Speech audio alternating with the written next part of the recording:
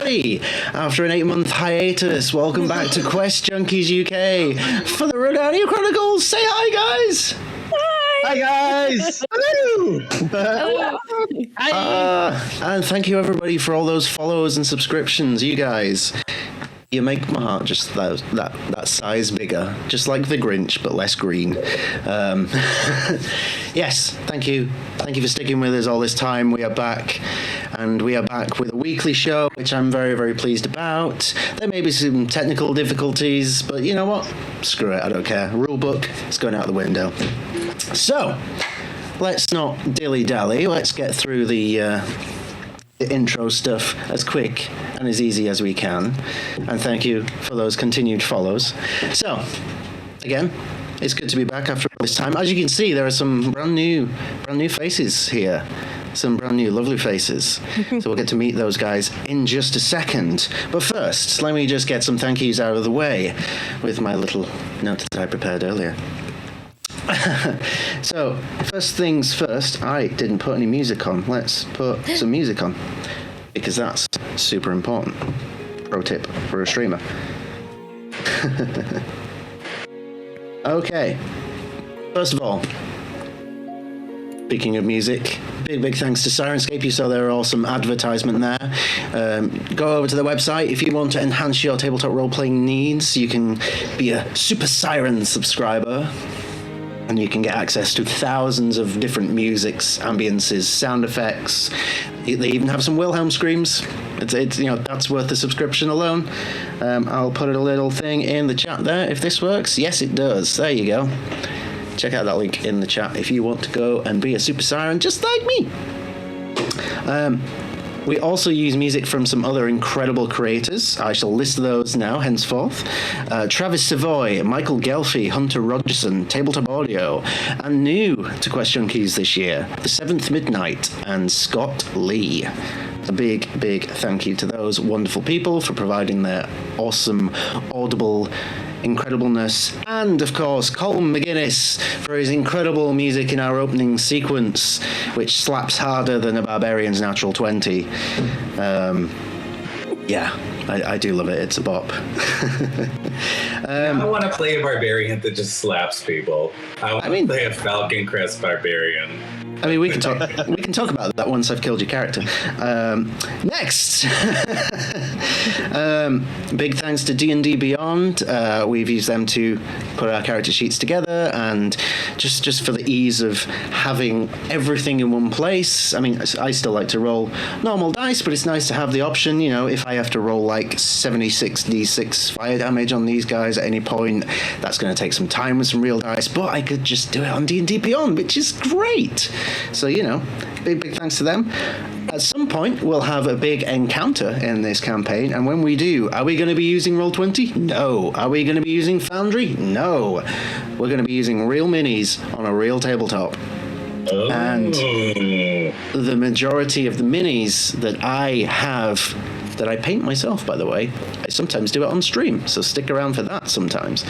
The majority of the minis are printed by a wonderful guy in York called RPG Prints. There is a link in the chat right now. If you can head over to his Etsy store, show him some love, maybe buy something and say that you came from the Rhódania Chronicles and QuestJunkiesUK. He might be like, oh yeah, I know those guys, they're pretty good, they give me lots of money.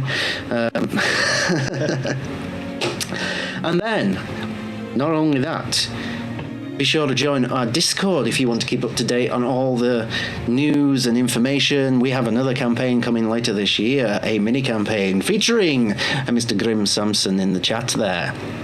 And some familiar faces, some more new faces like we have today, which is always awesome. Just a couple more things and then we'll get started, I promise. You've been so patient for 8 months.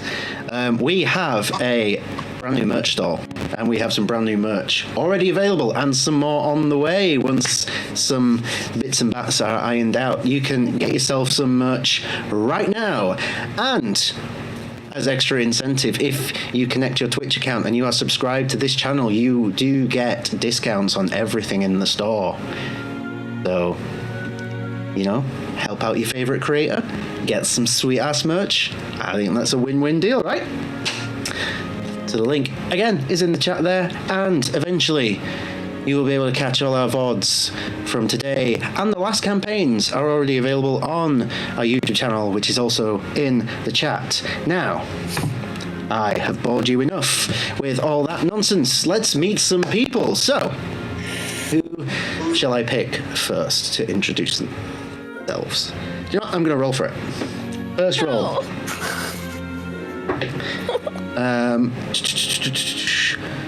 Kyle, please tell us who you are, where you're from, where we can find you, what you're up to.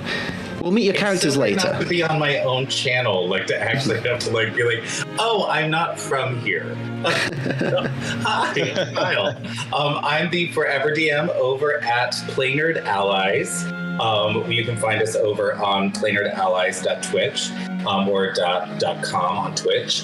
We're also Allies Nerd on Twitter. In addition, I am the co-founder of the Foundation for Inclusivity in Gaming, which is aiming to help both decolonize the TTRPG space and help BIPOC and queer creators move up the ladder to put them in positions of power in this space as another way to help decolonize the situation. And I am also the project manager for the Rolling Together stream team. Currently, we have 14 members. And we are growing all the time. Very inclusive, fabulous space with a huge amount of content available. So definitely go check us out over there too. Amazing. Thank you very, very much. Next. Let us meet next. Wyatt. Hi, everyone. My name is Wyatt. You may know me as the Moonkeep on TikTok. One, I just want to say, first of all, if any of you are from my TikTok, I want to say thank you, and also thank you for following and getting me to 30,000 followers yesterday. I'm like, holy cow. Amazing. So, yay. That being said, I am doing this amazing stream, part of another stream on a different channel, Legends of Alos, and having so much incredible fun just getting into, as you can see, my voice booth. I'm getting into voice acting and focusing on merchandise and this fun little stream. And I was honored to be asked to be part of this wonderful, amazing cast. And I'm ready to tell some stories. Let's do it. Let's do it. Let's go. Thank you. Next. That is Pattoons. Oh, hi. I'm Patrick, also known as Pattoons. I make art and cartoons and stuff. I am 28. I'm from Derry in Ireland. I've been playing D&D for like 3-4-ish years. God, what else do I do? As you can see, this is my recording setup. I'm looking to do voice acting and stuff myself. I joke, I don't. Crap, what do I do? I work with adults with learning disabilities. That's a thing that I do. It's really good work, wholesome work. And they're also trying to get a D&D club started, so hopefully I can pull drips and drabs from this setting and hopefully ruin their lives as well. Those of you at home may also be aware of some of Pat's work as the very ever popular emote on this channel was drawn by none other than the man himself. Spam the emotes, guys. Spam it in the chat if you've got it. I don't want to see my face. I just want it to be all these emotes, please. That's a request. I mean, if you can keep that up, just cover my face for the whole stream. That'd be great. There we go. Look at that. Amazing. Sorry, Thank you. I mean, it's fine. Bye. I mean, I'm off mic going already. Yeah. Off to a great start. Thank you. All right. Who are we meeting next? That would be Bridget. Hello, I'm Bridget.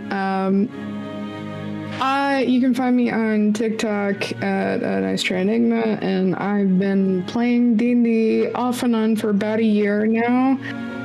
It's the first time I'm back in the capacity of a stream, so super nervous. But most of the time, you can find me writing, binge reading, doing all the things creatively that I can. I'm from California, and it's big and it's lonely, so I'm glad I play D&D with friends now. Hells yeah, we are very happy to have you. And then last, but certainly not least, we have Amai. Hello, it's me, Amai. Sorry, I'm weird and nervous right now. Hi, I am Mai, aka Mai the Pirate. I am a Scottish streamer living in Essex. I'm originally from a little island in the Outer Hebrides. Shout out to the Hebrides, yay. You can find me here on Twitch. I was trying to remember where we were at the moment. You can find me here on Twitch as Mai the Pirate, same on TikTok and Instagram. However, and also on YouTube. I'm on YouTube. Hey. And on Twitter, I am Myrit Pirate because, ironically, it's too many characters to have the in it. But yeah, I work in a theatre. As of recently, that is. I've done a fair bit of acting, and I'm a little bit useless with D&D, so have fun. And fun is what we shall have. And there's me. Hi, I'm Patch. If you've been on this channel, you've seen my face pretty much exclusively every stream. I also live most of the time over on the QuestJunkiesUK channel, where we play lots of D&D, and recently all I seem to do is make death saves on there, so yeah, need to have a word with John about that. But that does it for our little introductions. Thank you to my wonderful players for joining me on this, what I hope to be a rather lovely story. And thank you everyone for tuning in so far. I think it's time we got started. So, just before we find out where we are, let me just go over a little bit of housekeeping of what's happened since the last time we were in Rhódania. Because the events of Campaign 2 happened around about 8 years ago, and quite a lot of change has occurred in that time. Our previous group of players sought to prevent an event known as the Great Reconvergence.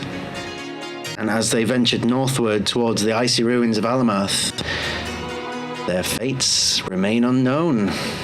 The Great Reconvergence came and happened, and was seemingly prevented, but not quite fully, as over the last 8 years, the Great Reconvergence was finally understood to be partial merging of realms, as people and places were brought to and from Rhódania from different worlds. Over the years, it's died down. There's been whispers and rumors that people have observed people just appearing out of nowhere from some misty portals, but the majority of it is written off as, well, drunken banter. But some claims do have a bit more weight to them. Maybe we'll find out at some point. But the main takeaways is that in the far west of Rhódania, where once stood the ruins of the elven capital of Briathalond, after the Great Reconvergence, a new city stands there from another world, a city known as Caithurn, which very quickly opened up diplomatic channels with the free peoples of Rhódania. And they shared knowledge of the arcane and this thing they seem to call technology, which is a very interesting point of study for many of the Rhodanian scholars. Elsewhere, in the Vale of Mist to the south of the Mithril Mountains, what started off as a small sproutling emerged into Roshan's Rise, this gigantic, colossal tree that towers over any other structure, natural or otherwise, in the entire world. And while attempts were made to stick out inhabitants of said tree, they were fought off. And even 8 years on, its people remain cut off, isolated, refusing to engage in any contact with the outside world. Very skeptical. But we don't start with that. We start as the sun begins to slowly reach the horizon at the end of a beautiful summer's eve. In a quaint little forest known as the Hucklebranch Woods. The temperature's nice. There is a nice cool breeze washing through the trees, and our view first pulls in to two figures walking alongside a road that leads to the little village of Merrinwind, where tonight Merrinwind's Festival of Fortune is to begin, a worldwide known event of good drink, good food, games, song, dance, and the biggest fireworks and biggest bonfire that anyone has ever seen. But as we see these two silhouettes walking along the road, let's find out who they are. So, I would like Wyatt and Bridget to introduce us to who they are playing and what we see as we look at them walking down the road. So, which one of you would like to go first? I can go. So my character is not significantly, but pretty shorter than the other figure. You see this feline face, very rounded features with rounded ears with these black little tufts at the ears. He kind of wears this shawl-like mantle that is of dull gray that the rest of his clothes kind of resembles as well, with a flute looking to be hewn from scratched and etched bone about 2.5 feet long, kind of sitting on his back. Underneath this shawl, you can kind of see where he's walking, and his hands are kind of moving and swaying. Peaks of this orangey burnt yellow color peeking underneath from the inside the shawl. He has this kind of pouch that is strapped across one side, and he is barefooted, and you see his paws and this big long tail, very bushy, that of what would be a snow leopard. And this is my character, Reese. Amazing. And Bridget? So, even from a distance, I imagine this woman might look rather strange because she has very, very pale skin, and if you look closer, her eyes are a deep blue color with, and she has black sclera around the irises. She has long gray hair that she wears into a braid, kind of like a braided mohawk. The sides of her head are shaved, and she is wearing the ultimate blend of form meets function, so it's just enough to room in her clothes for activities, and at the same time, it's a lot of dark coloring she has. And she does stand at about 6 feet tall, too. I did that down.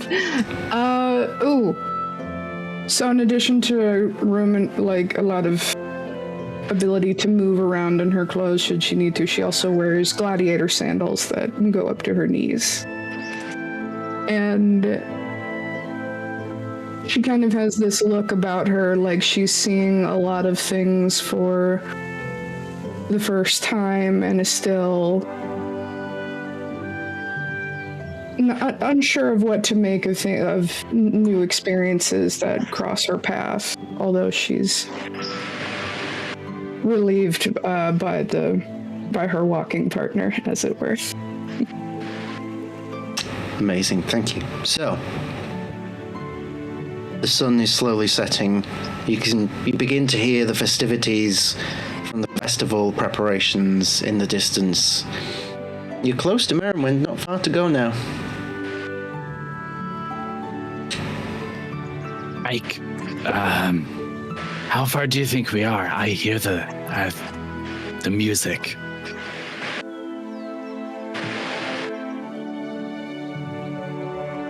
She's a little puzzled. Wasn't it not long now? Right? I don't think we have that much farther to go. You think if I sprinted, I'd get there quicker? Is there within sprinting distance, you think? We could do that. I like running. I'm gonna take off running. I'm gonna go. I'll run after. Okay. Go ahead and make an athletics check for me, both of you. Athletics. Okay, first roll. Yep. Yeah! You boy! Let's see how you do. Oh, okay. Fuck. That's not bad. That's an 8.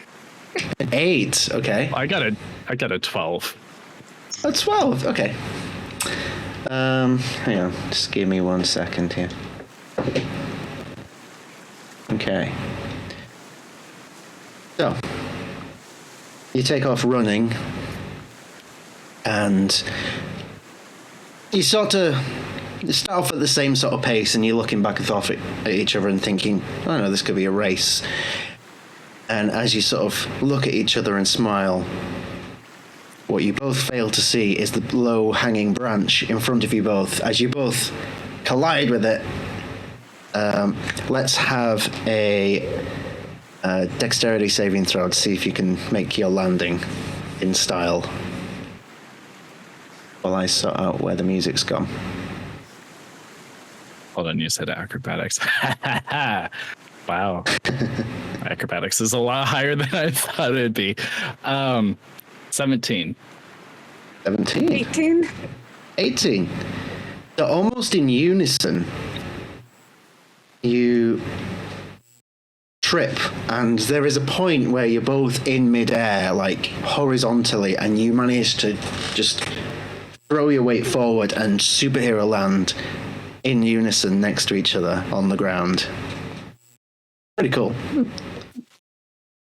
That wasn't supposed to happen. But it was fun. Well, at least we didn't hurt ourselves. I don't even have a health potion. We didn't grab any health potions when we were at the previous city, were we? No. There are a lot of pastries. At this point, I'll probably pull out like my last muffin, by the way, and just like start. I'll turn it upside down, take the paper off, and eat it from the underside, and then whatnot. I don't know what flavor this one might be. Roll me a d6. D6. Bet. 4. A 4. It is strawberry. Nothing else? No flourish, just strawberry. It's an interesting choice. It works. Deciding to just walk the rest of the way, I'll offer Frank a bite. What do you expect will be here? Seemed like a festival the old man said. She'll take the rabbit-sized bites of the fruit because she gets a bit overstimulated when something is too sweet. She'll just be nibbling at pieces from her hand.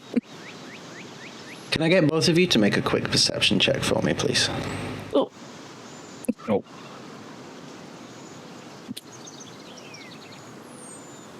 I'm fucked. Perception.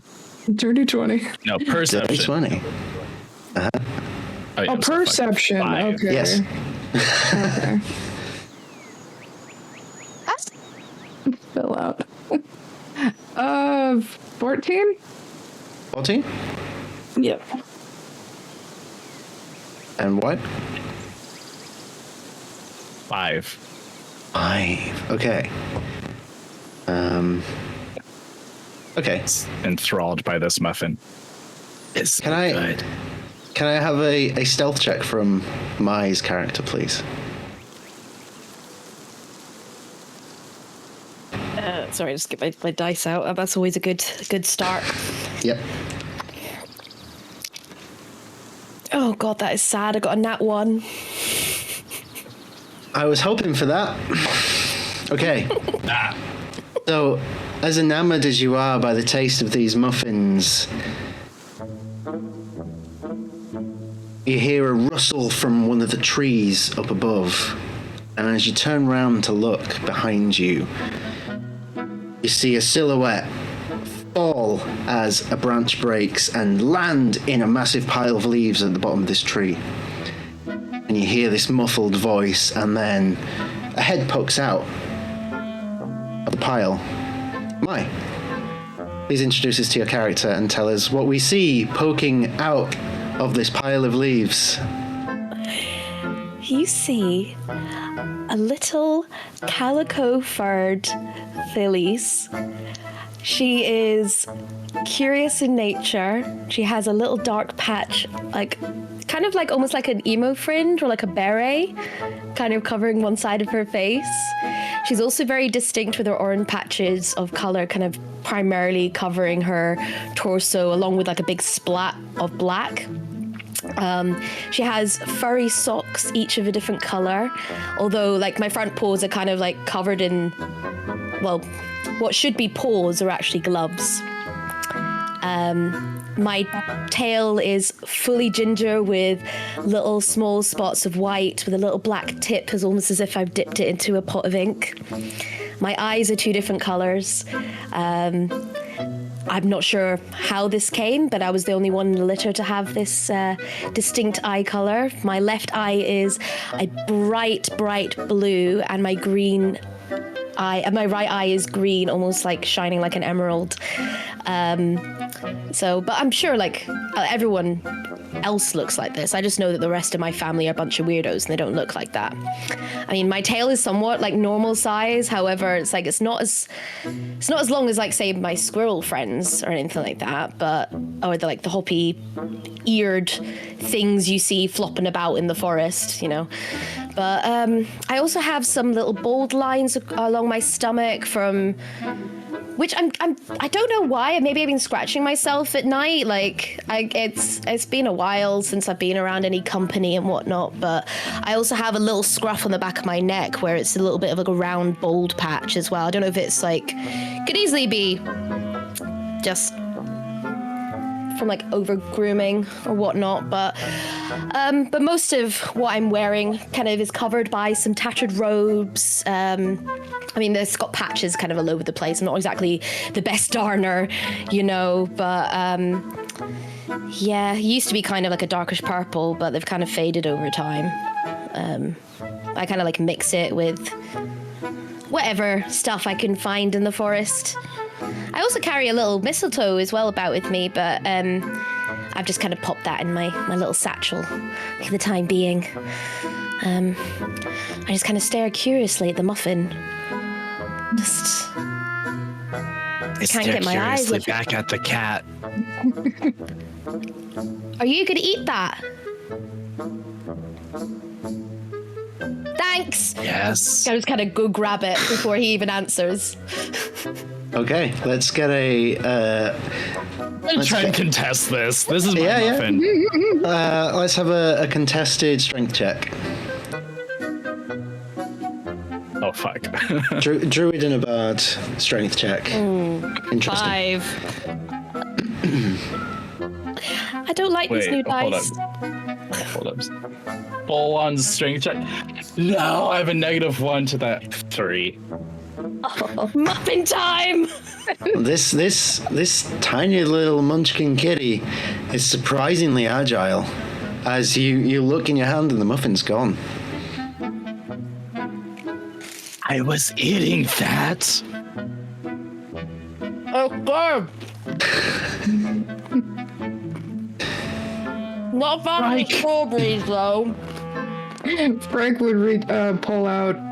She got one of those tarts that was like flavored in like Birdie Bot's every flavored bean type things, and she thought it was too sweet, so she's going to take this out and say, "Do you want some of this?"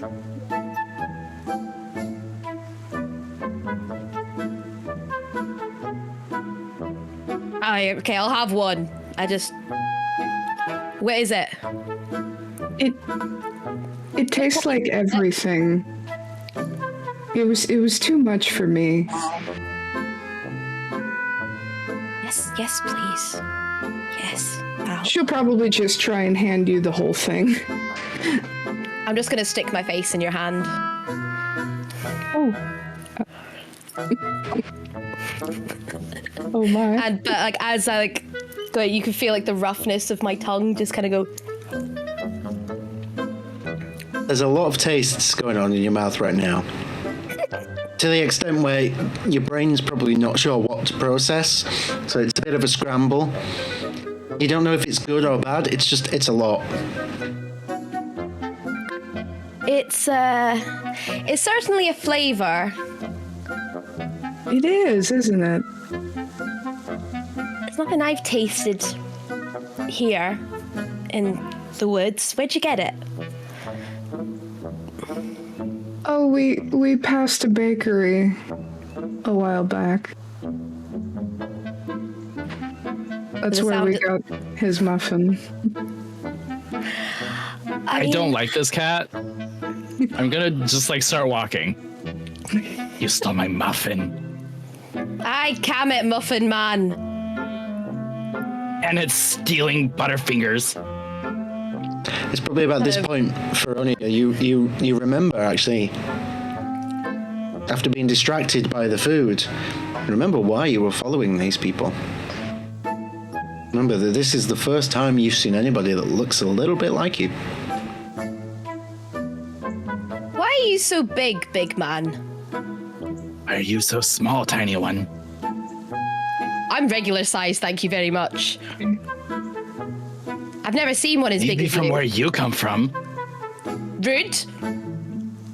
Rude to you too. Give me a new muffin and maybe we'll talk. To that answer, I just kind of look him up and down, and my little skin I've got in my satchel, I'll just have a wee swig of that. I'm not taking my eyes off him though.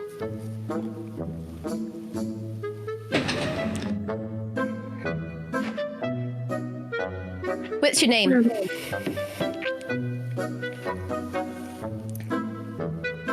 Right, you go first. Well, I'm Frank. Charmed, I'm sure. That was too fast. I'm Reese. I don't believe you. I don't believe you. What's yours? No. Reese. It's Reese. That's what I go by. It's my name. I don't believe you. What's your real name? You said... I heard you say something else earlier. You haven't earned that. Okay. You stole my muffin. When you say earlier, how early are you talking? Oh, about a mile back. I was I was busy in my shack, just kind of, well, you know, doing the usual. I was reading my book, or at least trying to, and then, I don't know, I just heard you guys gabbing along, really loud. I was trying to have some peace. Well, That's not our fault. You're the first lot of people I've seen come through these woods in a while, or at least even remotely close.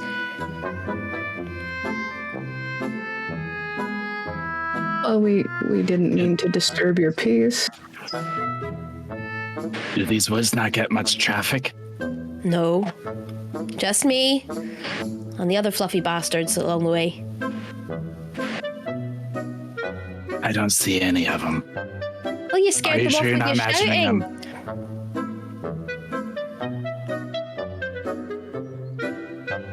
I feel like at this point I'm just kind of like hair in the back of my just going.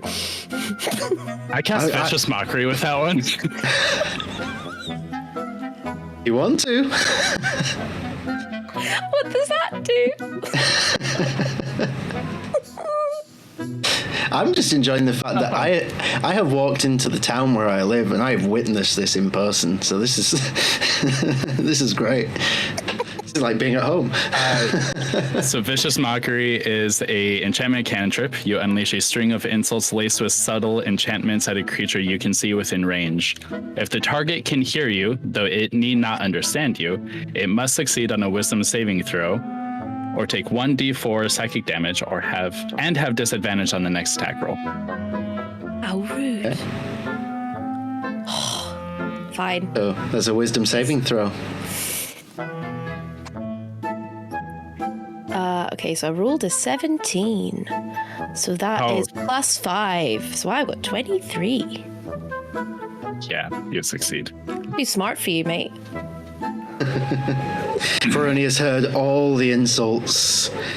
Like water off of Fellis's back. I made all the insults. I've read them all. Nice try, big man. My name is Rhódania. Or at least, I think it is. That's not very reassuring. A lot of non-reassuring things in this life, I can tell you that. You're not wrong.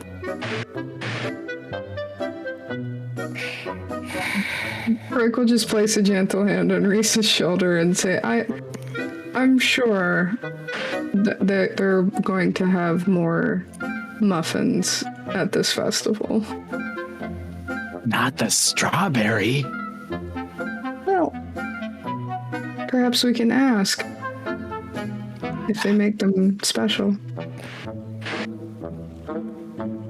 Around about this time, you hear off in the distance a couple of fireworks that have been set off prematurely, and you can hear some shouting.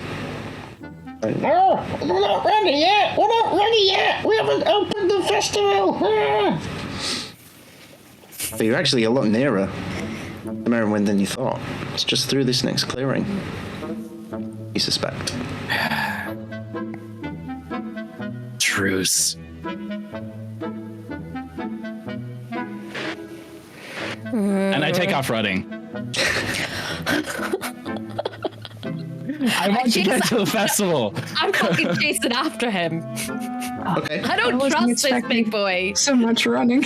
I'll run after the two of them. As our view cuts away from these three figures all chasing each other, we go into the festival itself as preparations are almost complete. Merrinwind is a small village, mainly populated by halfling folk and gnome folk, but it is bustling with activity at the moment as people from all corners of Rhódania are here for the Festival of Fortune, one of the biggest holidays of the calendar. At the centre of town there is a gigantic bonfire, which looks like it's been put together all year in preparation for this. And you can see that people are still throwing wood onto it now.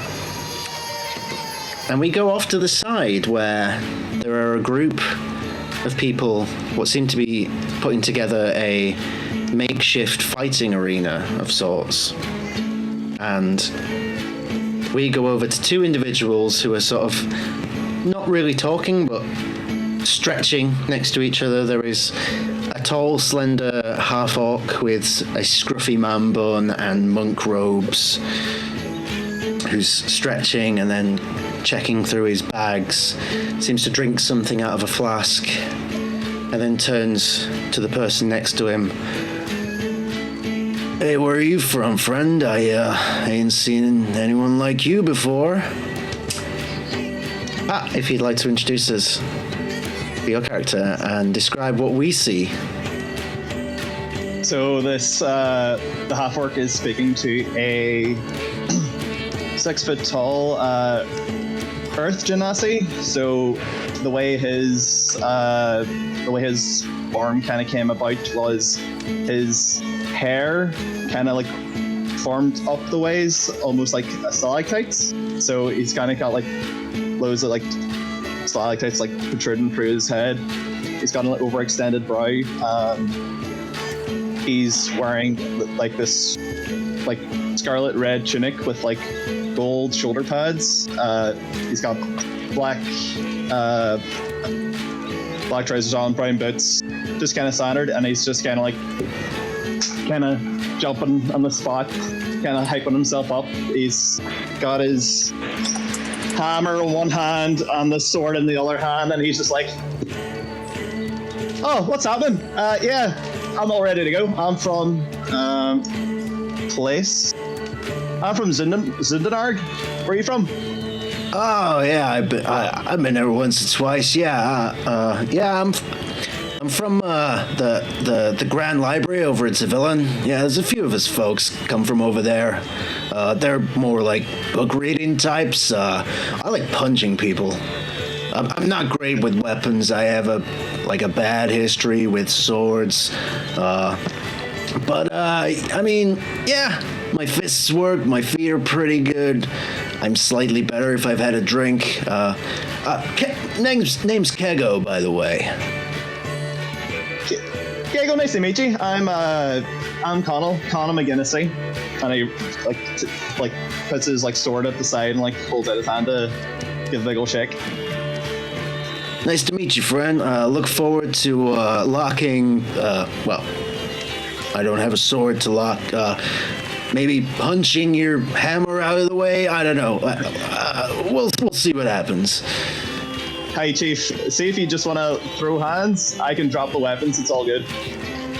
Hey, I like that. Yeah, a man of honor and integrity. Yeah, I can get down on that. Here, Kego. Where did you get the pints? Oh, this. Oh, don't tell anyone. I'm supposed to be in rehab. Just keep it between you and me. Sorry. I have a guy who knows a guy who has a girlfriend who has another guy behind that guy's back, who has a cousin whose brother's sister's roommate has a relative undisclosed that brews the best hooch. As you're describing this, like Connell's just like phone disconnected, kind of like, oh, I know him. Oh yeah, he's a cool guy, right? Yeah. So about this point that both your attention is drawn away as a carriage arrives and a large figure steps out, a quite imposing tiger folk. The man who you've actually been waiting for, the host of the tournament, the champion of the Zindenarg fighting pits, Thrashum 4, who steps out and with a big, mighty laugh.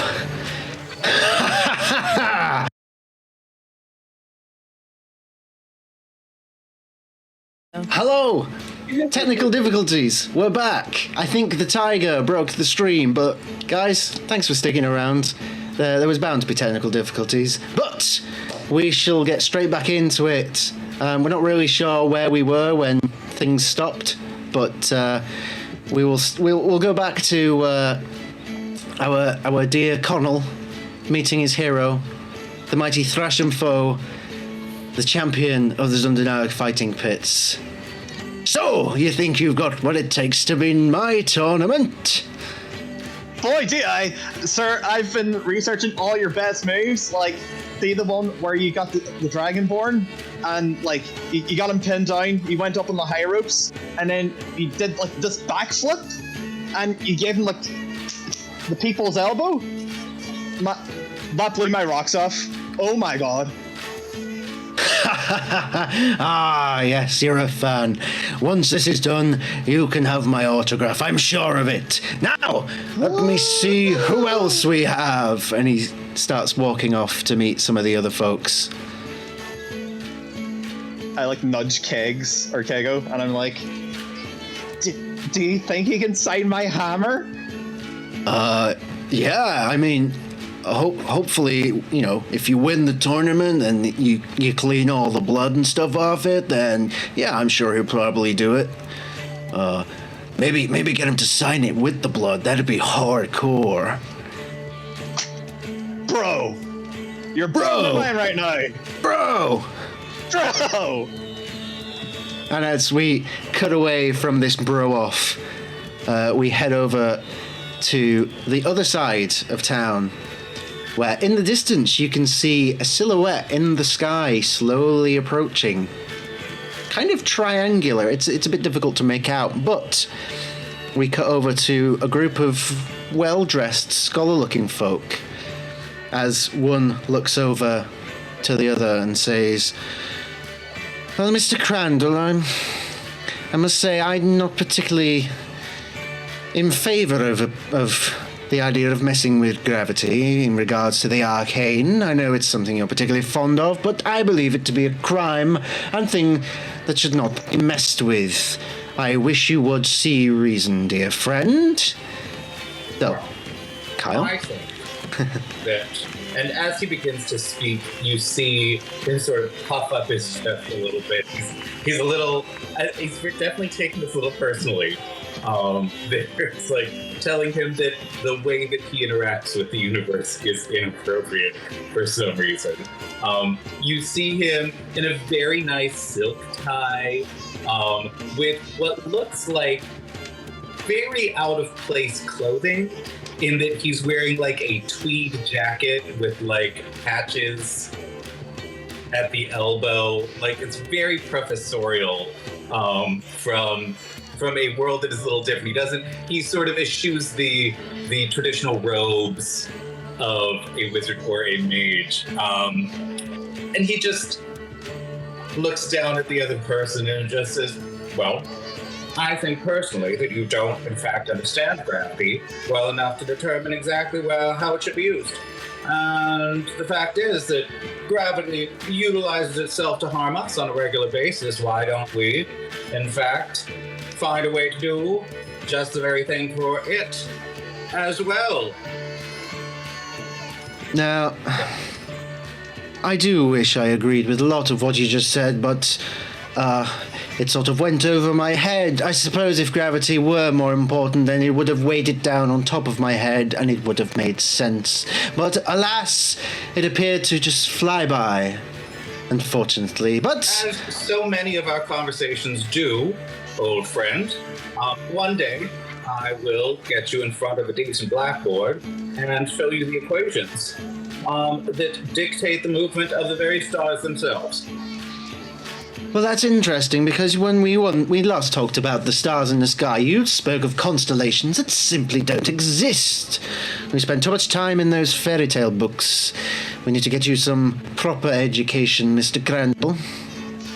Well, one day maybe, I will be properly educated, but until then, I suppose my wild theories about planets circling about stars and solar systems existing and what comets truly are, we'll just have to continue rattling around in this crazy old brain of mine. Preposterous. You should know just as well as anyone that the world is flat. And he sort of storms off, mumbling to himself. You need to oil your beard? I heard that. I hope so. Preposterous. And he sort of... Just as you grumble. Around about this time, this silhouette in the distance has got close enough now that a crowd has gathered on this side of town. And the five of you are all part of this crowd at this point, having been almost pulled away by the other people to witness this soon-to-be spectacle, as it becomes clear that what is arriving at the village of Merrinwind is a pirate ship, but it's in the sky. There's no ocean around. You're in the middle of the continent, and yet there is a ship in the sky, and it looks like it's about to dock. And you can see that a few halflings are preparing, moving crates out of the way and preparing what looks like a space for it to land. And as it comes closer, you see that it's a beautiful old ship it's like made out of really nice rosewood. It's quite large, and you can see some sort of blue glow emanating from the deck. You just can't quite make it out at the height that it's at. But as it comes over, and you can hear this hum, and there's a bit of a buzz in the air, and this anchor drops down and lands not far in front of you, and then you hear this giggle as a figure lowers himself down on the chain of the anchor, spins round it, and lands on the floor. As you see, the captain of the ship has arrived. Long blue coat, feathered captain's hat, thigh-high leather boots, lots of bags and belts on their waist, a rather ornate rapier at their side with a gleaming golden handle, salmon-coloured hair, and under her skin, what looks like tribal tattoos on closer inspection are actually a different pigment, a natural look.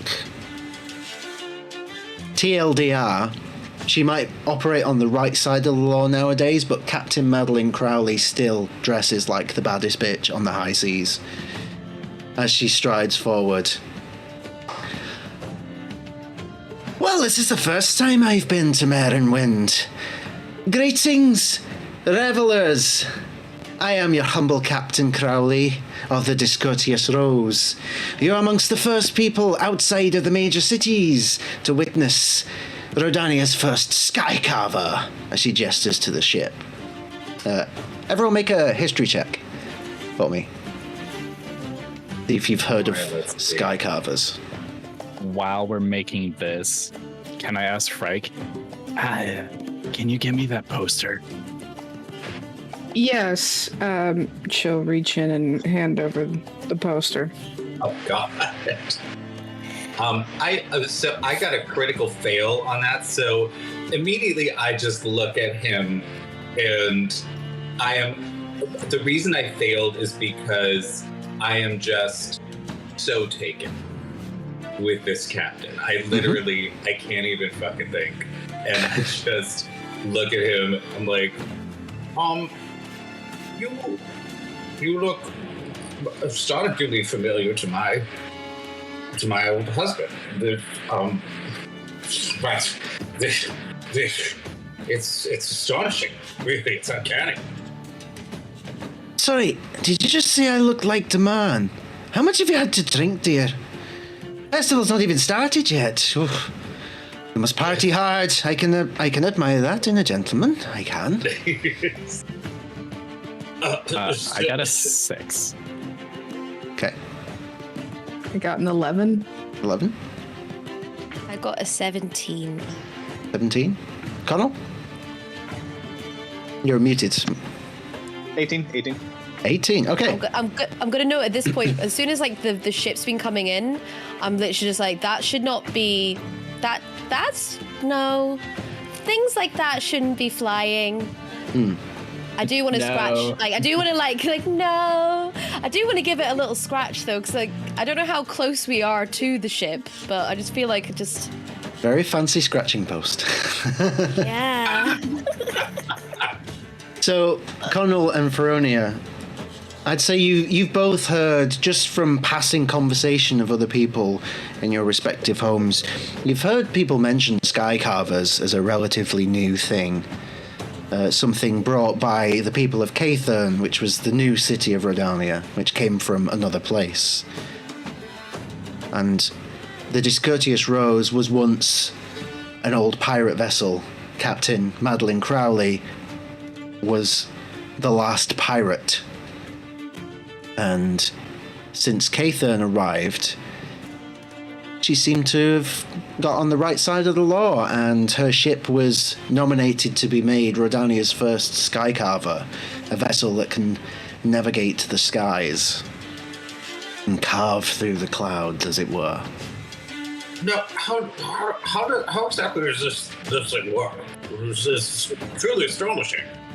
Well, you hold on to that thought, dear, because I have a bit of announcement to make to everybody, and we may be looking for some new crewmates, as it were, but we'll get to that. So you hold your curiosity, my love, and we'll get to you. Difficult, but fine. Now, first things first, I will point out I've been told that I should keep this quiet, away from the public ear. But I guess there's still a bit of a pirate left in me. And I think this is something that the people should be aware of. So, you may all bear witness, but first things first, where's that big bloody tiger? Thrash on foe! I have need of your rather attractive form. As she gestures over to Thrash, who at this point is stood sort of behind Connell. And he puts a hand on Connell's shoulder as he comes through, like, "Oh, my lady calls. My lady calls and I come running." I'm not using the filter again because it crashed the thing off. Yeah, I've been stuck in the library for years, and I have never seen a walking, talking tiger, so I'm just, what is happening right here? I mean, to me, I'm just astonished seeing another big me. An even bigger one. Twice in one day. Yeah, this is like super size. How big is his tail compared to me? That's what I want to know. I'd say his tail's probably 1.5 times your length. Oh. He's big kitty. I kind of want to just go up to his tail and starts nuzzling into it. You go over and you start nuzzling into his tail. He's like, "Oh, yes, I'll be doing meet and greets later. I just need to go see the lady." And he Fluffy. storms through the crowd up to Madeline. He says, "Right, hello, dear." And she says, "As prompt as ever. Very good. Now, you all gather round. You can all hear this because it's important." And the crowd gathers round, and you're all sort of shoulder to shoulder like that, because everyone's trying to get in close to hear what is to be said. So, unfortunately, I'm here to bring the bearer of bad news. The tournament for Thrash and Foe's next students is on hiatus, I'm afraid. I have to bring him away on orders of Itherion's High Council. But it is a matter of great urgency. Those of you may have heard before that the people of Roshan's Rise, since they arrived, have refused any diplomatic negotiations. Well, it appears 48 hours ago, they reached out. We were thought brilliant. Fortunately, their first communication was one of distress, requesting immediate aid. They seem to claim that there's been another convergence. Now, some of you will know what a convergence is, as it is what brought you to these lands. Now, obviously, the official word is that the convergence ended 8 years ago, and any talk of anything happening since has been nothing but foolhardy drunk talk. Well, we're not all stupid, are we? The crowd goes, yeah! Like, we are people of Rhódania, aren't we? So, Connell has his hand up. I like your spirit. So, Sorry, can we pretend that the convergence thing that you guys are gonna go fight is the tournament to prove ourselves? can we do that? And Thrash is like, I mean, it's a good incentive, I suppose. If it works, how many people do we need? Is this convergence? Do you think perhaps since things came through this way, things might go back the other way? I mean, it's plausible. A door opens. There's 2 ways to go through. So, we don't really know a lot about them, but I digress. Please, if you'll allow me, because what I have to say next may dissuade you from showing interest. We do need recruits, but they probably will die a horrible death. Why we need Thrash? He's the best of the best. And Thrash starts laughing.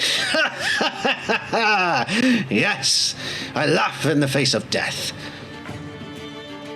Well, if you're going to be successful, I personally think that perhaps you might need someone with a little brain power instead of just the brawn. It's around about this time that Kego, the half-orc who spoke to Connell, who is also from the library, has made his way over to you and sort of nudges you and say, Kego! You just want to go on the ship, don't you? Well, I like to go on the ship and I like to see my goddamn husband again. It's been 8 years. Maybe this is the way back home. Yeah, that's true, but you just want to be on the magic gravity-defying ship, don't you? You can tell me, it's fine. It's fine. I don't judge. I'm not like one of those pricks over there. Listen, just because I find it fascinating, I don't want to be on there immediately, and I will throw 70 people off the goddamn ship if that's what it takes to get all this goddamn thing. Then I'll do it. I mean, yeah, fair. Like, I have no problems with it. I think you're pretty cool. So, you know, it's all good. Amazing. Yes.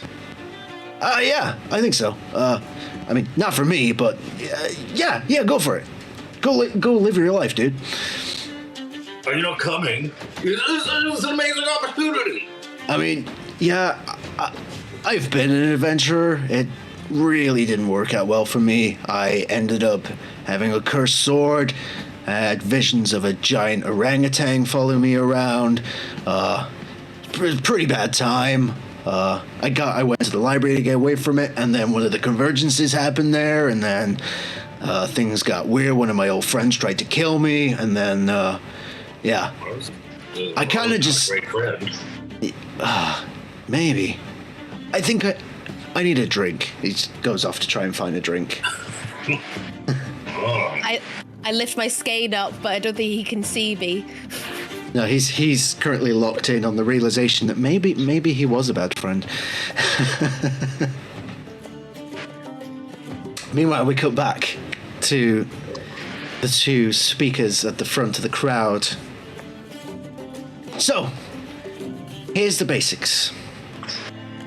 The communication we've had is that there's been a convergence and some things come through, which has been described in their words, not my words, as a desecration of life itself.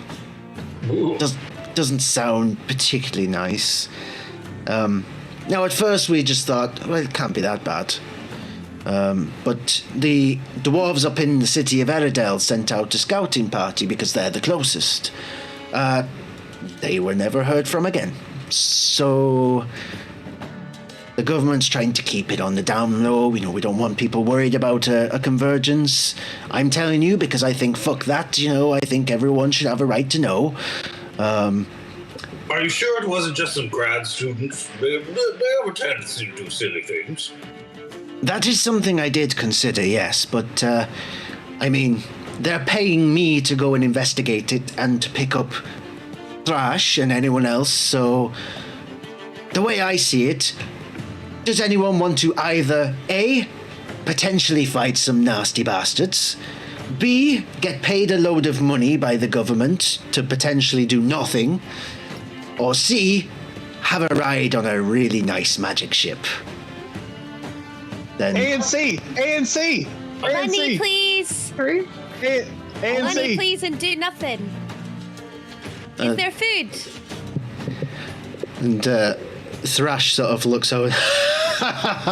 Oh, yes, there'll be more than food, don't worry. I love the smell of a new adventure in the morning. And Madeline's like, but it's not morning, it's evening. It's like, I know what I said. I'm having a moment. Well, shall we then? Apologies, we shall reconvene the festival, tournament, all that stuff when we return victorious, and we'll have more cause for celebration. And somehow he persuades the crowd and they're all cheering.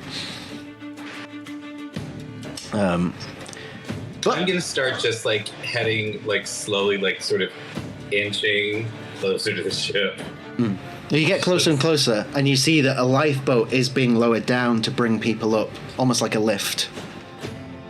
And Thrash and Madeline get into it, and they gesture. Well, come aboard! Anyone who's willing? Connell's kind of like squeezing through the crowd. You sort of squeeze up right next to Thrash, and he's like, oh, you are keen, aren't you? Yes, sir.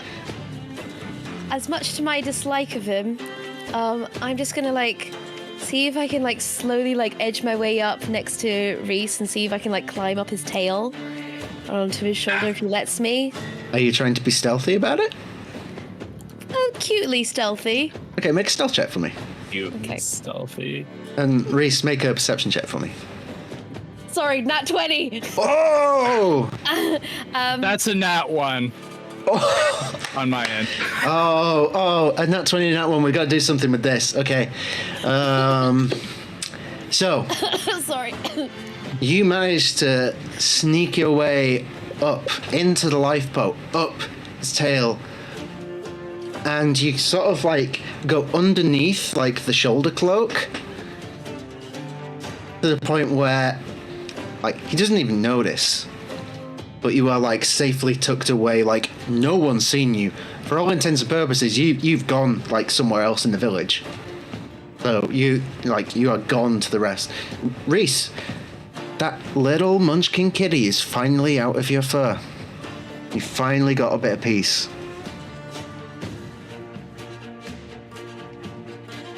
You didn't give me my muffin back. I'm sure they'll have more. Damn it. But well, first of all, this crowd really wants to go. I didn't want to go on the ship, but here we are. I just want a muffin. Does the ship have a muffin? If I have to make you one myself, my friend, I will get you your muffin.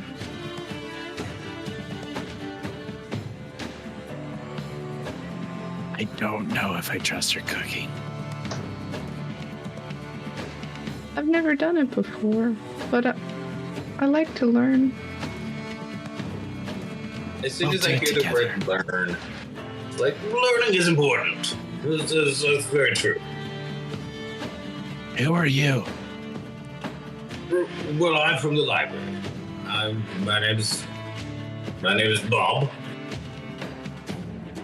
Bob Like, what's a Crandall. library? It's a place where there are many, many books. And you can learn many things like cooking.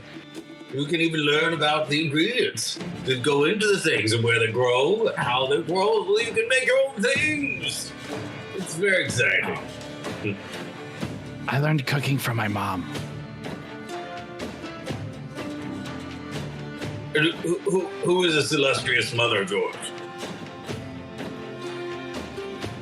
Well, she's back home, but she taught me cooking and baking and yeah. I don't know if I can make a strawberry muffin though. Do you like strawberries? Me?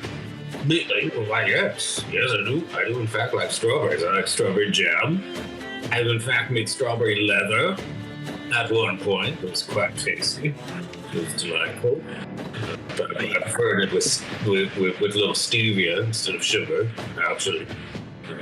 Strawberries don't have leather. Well, you can turn them into leather. You can turn many things into many other things. Now, well, if you just have a little dehydrator, then we can do that. We can do that also by amplifying magnifying glasses with the sun, putting them in an enclosed space that helps to dehydrate. And he just sort of goes on and on about like the production of fruit leather. Frank's going Reese to is reach just gonna back go on. and Connell- touch the leather strap on her hair as though she's contemplating whether or not she can eat it. She's looking at the leather in her hair. I feel like Connell's with sorry, I was gonna say I Sorry. feel like with the talk of like food in general and the coziness and where I am, I'm just kind of like falling asleep, just kind of like just having a wee snooze, just purring away, just like leather. Connell's kind of like peeking his head out from behind Thrashim, and like he's just like, strawberry leather sounds nice, and like the weight of his head is just kind of like, oh shit, okay.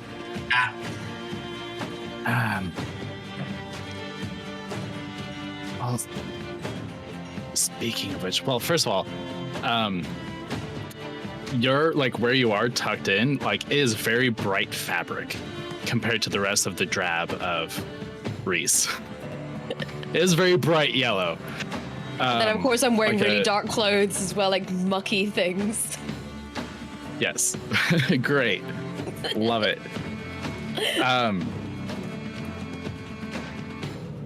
So where is this going again? What's a convergence? I just know that where I come from, that suddenly we were able to make it to the mainland. So what is this? Well, my understanding of convergence is it's when essentially gateway opens up between two separate worlds, and because of the differences in the physics of the two separate worlds, sometimes things will be sucked through one way and sometimes the other. Things will appear, disappear, as it were.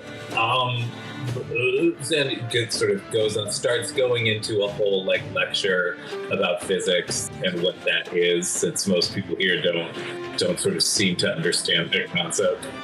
It's about this time you actually look around and realise that Bob and Reese are the only two people left in the lifeboat, as it has now raised up to the deck of the ship and everyone else has left and gotten on board.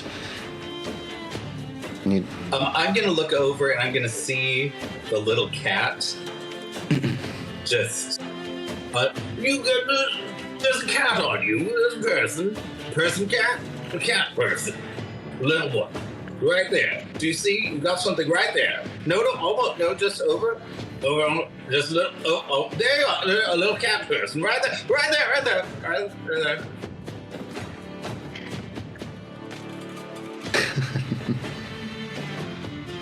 Who are you, little person? It's fine. Let me be.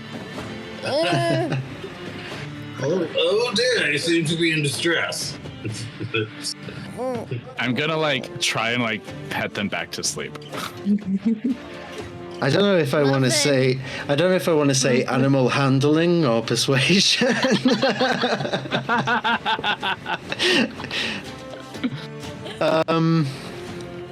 Special circumstances call for special rolls. Yeah. I'm gonna pull out a weird-looking thing from my bag that is actually like a grape leather that I used to make over the library, and I'm just gonna sort of like waft it under their nose a little bit as I get off the boat and get it onto the bigger ship.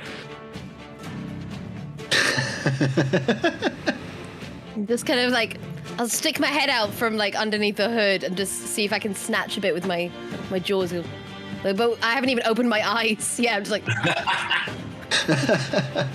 Yeah, absolutely. And there's you get this, and it's like a dozen grapes, but chewy. Oh, pal. It's tasty and delightful. And it lasts forever. Forever. Seeing this, Rick will now chew a little bit on the leather strap that holds her ponytail in place as she watches this exchange. Doesn't taste great. Probably you don't want to do that. Chemicals they use to tan that kind of And goes into like the biology of poison and all of that. What's a chemical? He just stares at you. He's like, I literally don't know where to start. I think a chemical. I'm assuming is Race and when- Bob are just mocking. I think a chemical is when you get some fire and like you roll it on some grass. That's a chemical. a chemical that is sort Fire of rolled on grass? I think so. reactionary molecule that will have an effect on a different one. Molecules are made of atoms. And, do you know? How many? Any Adam? items? How many atoms? You just You know, the basic building blocks of all the things that you see. You are made of atoms, and I'm made of atoms, and everything is made of atoms. Oh, hold on. So I'm made from my friend Adam. Okay, this is spelled a little differently. It's ATOM, not ADAM. Oh, I had a friend named Adam once. Spelled exactly like too. that. Yes. Whoa. Excuse me. He's gonna sort of excuse himself from the conversation. Meanwhile, over to the side, there's Madeline and Thrasher looking at each other like, we fuck up. Like, bringing these guys. Did we fuck up? I think we've bit off more we can chew. Would you like some fruit leather, tiger person? Oh yes, I think. Muffin. Fruit leather. I think they're great. Oh God. I had to. You're going to get sued for that. Probably. You would get a copyright strike immediately. Yes, I think this stream has been demonetized. Are you saying we're not going to be paid for this adventure? You said we would be paid for this adventure. Oh, you'll be paid by the government, not me. I get my payment through punching people's skulls and laughing in the face of danger. Like fruit leather. Bunch of people. Madeline Reese sort is of. gonna try and find a room and just like tuck himself away for a moment. Am I still on your shoulder at this point? You're still on my shoulder, so you're coming with me. I'm gonna start kneading then. Get a little extra cushiony in there. Make a charisma check for me Oh, to see how well you need. Who? What? Oh, Rhódania. Oh. You're needing. Let's see if it works. Okay. Biscuit factory. Roll for biscuits. factory. Charisma. Where are biscuit you? roll. Oh, I have +0 in charisma, but I got a 14. 14, okay. Pretty, like, satisfactory biscuits. There's just like a claw every once in a while. Yeah. Yeah. Yeah, it's been a while since I've sharpened my clothes, so I'm just gonna, just making the biscuit. But yeah, you head over towards, like, Over there, where over there. Yeah. where the main deck is, and there's a couple of rooms, and Right there. there's a guy sort of stood with his arms folded next to one of them, and he's like, "Are you one of the new crew?" I don't know. I was just kind of on the yes. Yeah, I'll just walk that's up fine. beside Reese and confirm. Yes. Yeah, it's fine, mate. The same happened to us as well. Yeah, crew quarters just through this door. You can pick a room up yourself. Like, there's plenty of them. Well, we ain't got a lot of people, so take your pick, really. I mean, if there's something in there, if there's some belongings in there, then clearly it's taken. But if there's an empty room that's just a bed and that, then yeah, it's all yours, pal. Do you have I any would- muffins? No, I don't think the cook has ever made us muffins, but I'm sure we can ask him. Yeah, I'll find out for you. What's your name, love? Now we're gonna have to go get some muffins then. Oh, I'm Bryke, and my two feline friends are Reese and Rhódania up there on his shoulder. Oh, right, okay. Nice to meet you all. My name is Briggan, and that guy over there you see, and there's another guy like a few doors down who's also there, like with his arms folded. That's my brother Hoppick. He doesn't talk very well on account of his tongue being ripped out, but, surprisingly good dancer, actually. You wouldn't think it with all them muscles and that evil look. Like, his ballet is incredible. How does he groom himself with no tongue? With some really high dice rolls.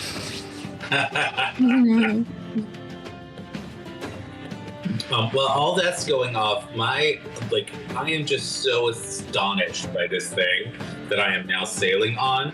I'm gonna cast Dancing Lights, but when I cast it, instead of a bunch of different lights appearing, just one very bright sort of white light appears, and then several prisms appear around it. And as I sort of maneuver the prisms, it'll shift the intensity and the color of the light. And so as I sort of move around the ship, I'll start sort of like I'm just sort of investigating everything with this light, trying to figure out what is this thing?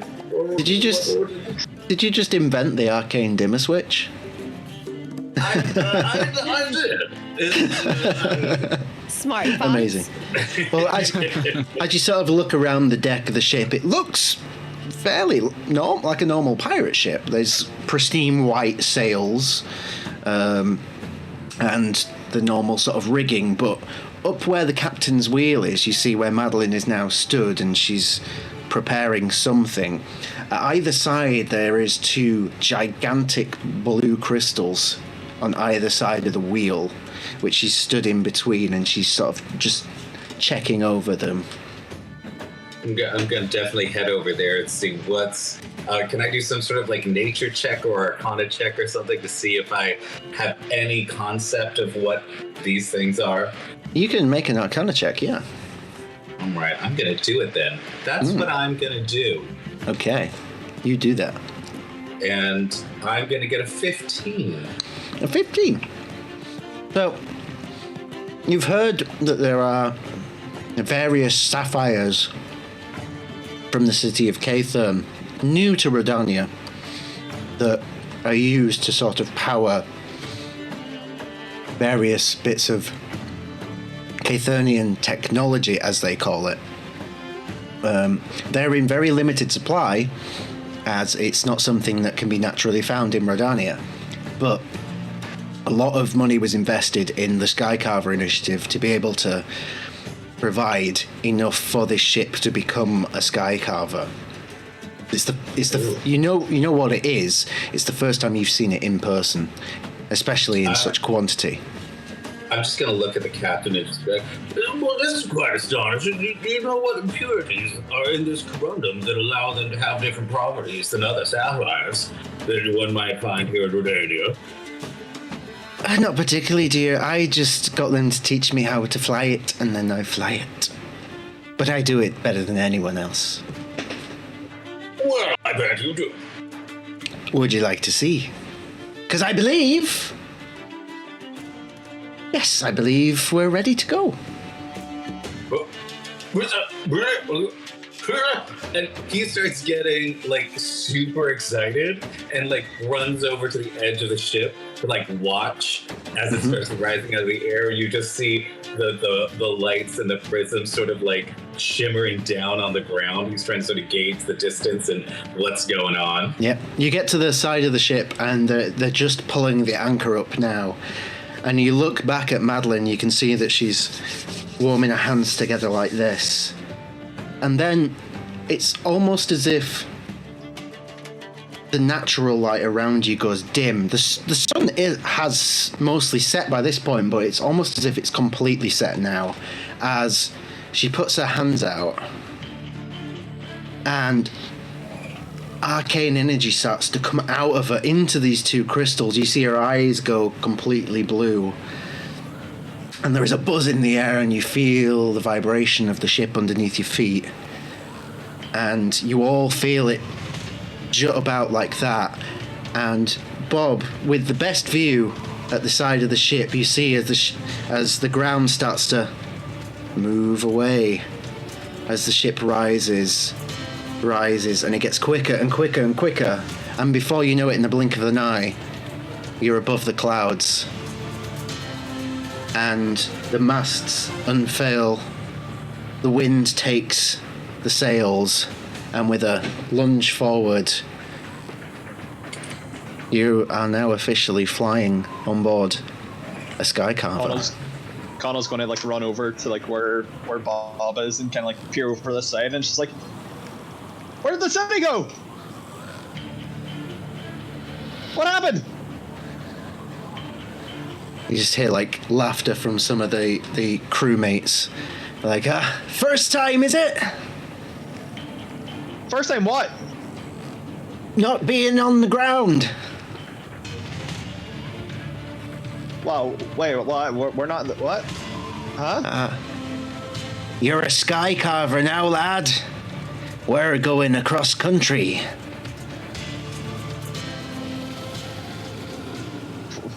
But how, like, what? Why does those little sails carry such a big thing for the sky? It's all in the magic, lad. The captain, it's all, she's more than just good looks. And you look over to the captain, and she's sort of smiling, and she's still got her hands on the crystals in front of her, but the wheel seems to be steering itself, and her eyes are still completely blue. It appears she's got some sort of connection with the ship. Ooh. Whoa. And we've lost Bob. Bob has fallen off the side of the ship. Bob, no! I was right beside you! So, around about this point, the captain sort of nods over to one of the crewmates. Welcome back, Bob. We thought you'd fallen. I saved him. We thought you'd fallen off the side of the ship. I saved him. Yeah. One of the crewmates brings you all together. Okay. So, welcome everybody. Welcome to the Discourteous Rose. We are due to arrive at the area just outside of Roshan's Rise in approximately 2 days. On foot, this would normally take about 6 weeks. So, as you can imagine, pretty efficient method of travel. We're not really sure what to expect there. Exactly. What's that? Sorry? How fast does this go exactly? Well, as fast as you want, really. I mean, we're going at a nice, reasonable pace. If we could go super fast, but then we'd probably all fall off. So. I give out a loud meow. I think That was kind of adorable, but I'm not really sure how to interpret it.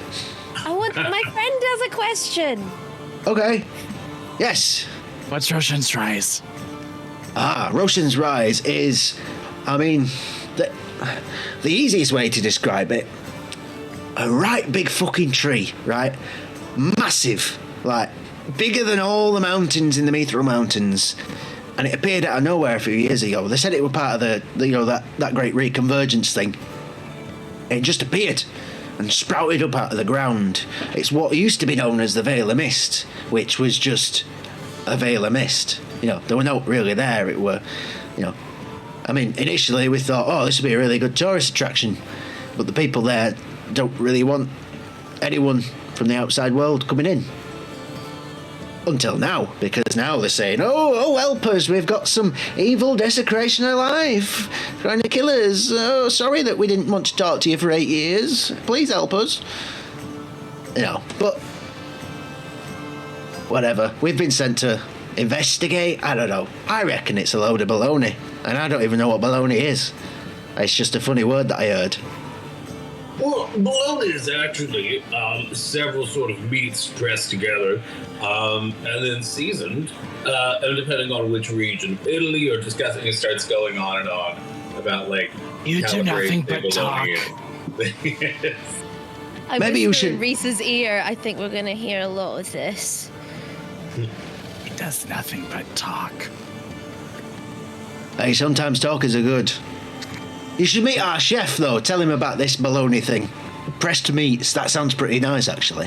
It's delicious. Very well. All right, now, it's getting pretty late. If anyone wants to retire to their cabins, if you haven't already, just help yourself to a room. There's plenty of them. Just don't nick anyone's stuff. And, yeah. That's I it. whisper into Reese's ear. Are we roommates now? I've never had one. I mean, if you're sleeping in the same room as Frank and I, then yes.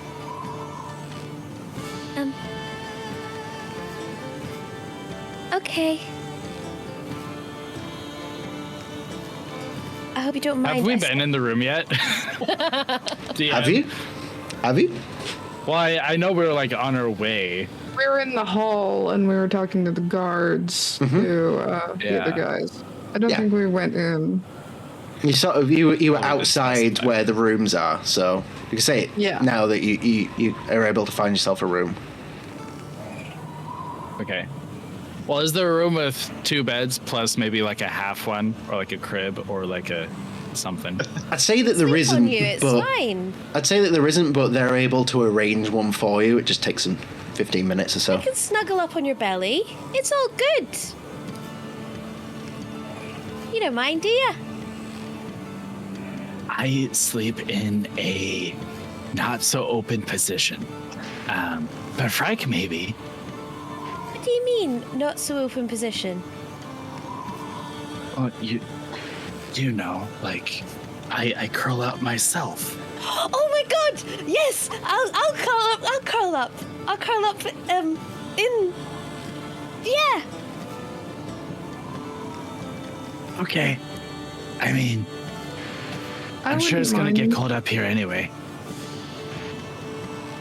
You curl up like that, Frank. I don't know. I've never watched myself sleep. He Push all the doesn't. beds together. Oh, She's stiff as a board. Curl up. Oh. Frank is stiff as a board. Are we? Is this like a sort of an open concept? Like there's a whole bunch of bunk beds and hammocks and things, or are these like individual rooms? There's some rooms that are like for several people with like bunk beds and hammocks and things like that, but then there are some sort of single and double rooms for people who want a bit more privacy. So it's at your discretion which Yeah, you your, would prefer. Your audio's cutting out a little bit. I don't know if anyone else Yeah. can hear it, but Yeah. Yeah. Yeah. Okay. So there are more communal rooms that have plenty of bunk beds / hammock situations, or there are some more private rooms. So there's plenty available. So it's up to you guys what you would prefer. As I like, what kind of room are you all in? Are you all like in more of a communal room or more of a private room? The 3 of us, I'm assuming what Reese is imagining or is like heading towards or trying to find is a double. So 2 beds. yeah. And I'd imagine Connell will be going for like just like communal room because he doesn't know anybody and he's just trying to blend in. I'd be happy to float between, but I think tonight I'm just going to cuddle up with Reese. If they don't mind. They were roommates. Oh my god, they were roommates. Roommates. I'm gonna head over to our fabulous little Rhódania and just like, You know what? I will give you a little fruit leather if you help me with a little experiment that I'd be curious about. What kind of experiment? Oh, nothing untoward. You see, just, I fiddle with something called gravity, the thing that makes things fall sometimes, and I'm just, there's something I'd like to try. Just curious. And you seem just about the right size. Got anything else aside from Can I that do an- fruit leather? Can I do an What? insight check on Bob? Yeah. Since Rhódania's like right here, Reese is like oddly And Bob, if protected you right wish, now. you can make a deception check if you wish. Or you can... Literally, he's not, like, he's just telling the truth. He's just like, no, you're exactly the right size. Like, that, yeah. I'm gonna get hurt, aren't I? You're not. No, I'll take very good care of you. What else can you give me aside from the grape leather? You got anything good in your pockets? I'm sure I do, but I also, I will give you a time that you will always remember. That will be incredibly fun and delightful. That's like a waste of time then. Bad deal. Well, all right. Well, the choice is yours. That's fine. You get hurt if you want to do it. If you get hurt, I have cure wounds. I can do a little helpy if you'd like.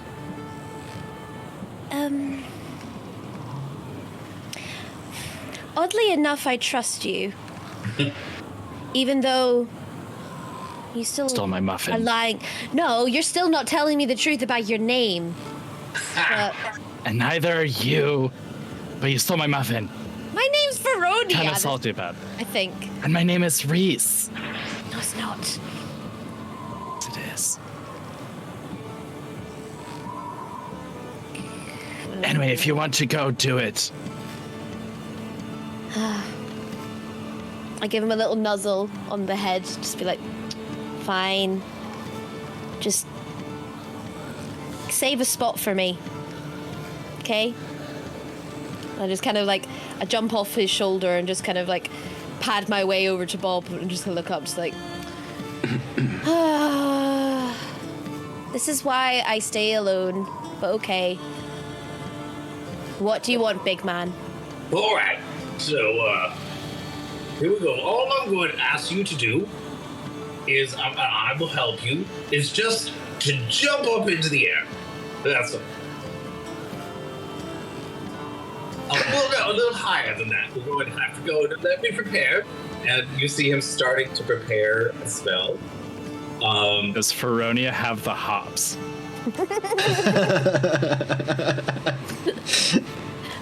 Well, if you're meaning in the terms of brewing beer, then yes. Yay! Oh, You're gonna see, as he starts casting the spell, you see like a whole solar system appear, and up in the air, about 15 feet in the air above you, and it sort of starts zooming out, and you see the sun in the center, right at the ceiling, and then you see a line with some equations on it sort of attach itself to Rhódania, and then I'm like, all right, now's the time. Are you ready? I don't know what's going on. No, it's all right. It's all right. What do I do? You just hop when I give you a little push. All right. And I'm gonna put my hands like underneath her foot. And we're like, are you ready? My tail is like bushy as anything. And I'm gonna be like, here we go. 3, 2, 1. Go! And you fly up, and I finish casting Gravity Tether to see whether or not I can tether someone to the ceiling instead of to the floor. And suddenly, as you start to fall, you just stop 10 feet from the ceiling, and you're sort of swinging like a pendulum across this arc. As I feel- this tether is keeping you tethered to the ceiling. It's like, oh, it was quite interesting. Here you are. And he pulls out some I fruit. feel like I'm leather. gonna be sick. Like, Make a Constitution saving throw. oh god. 17. 17. You feel it bubble up, but you just manage to keep it all together. Oh, all right, are you ready to come down? And I'm just gonna sort of like position my shoulder like just underneath her. Like, you can go right down here. I'm literally digging my clothes in as I'm shit scared. I didn't like that. Just like he's just like, oh, go, digs into his bag, and this one is a plum fruit leather. At least my grip a little bit. See, that was fun, wasn't it? Fun, exciting. And you see him just sort of scribbling in his book, not really paying attention to like the little bit of blood that's sort of like trailing down his shoulder from the claws. The slightly dulled claws. I wrap my tail like kind of like around his neck a little bit, just for like security. just keep doing this. Just get, yeah. I'm like, he's just trying to write and pick out like hairs out of his mouth from your tail. It's fine. It's fine. It's fine. Oh, thank you very much, my dear. And I shall retire for the evening, I think, and contemplate uses for these. I'd like to go back to the furry guy, please. Well, yes, of course. Please put me back to the furry cat. I'm just gonna like come stand shoulder to shoulder with Reese. Just kind of How like. tall are you? I'm like 5'7". Okay, yeah. Reese is 5'7", so it's like exactly like. Just kind of very silently, just kind of like hop over. Just kind of give Bob a bit of like a glare, just like don't do Reese that. will like lift up Reese will lift up his like shawl. So it's a bit like just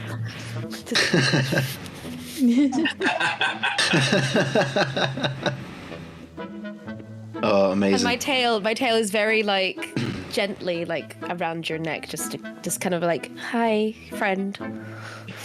Hi.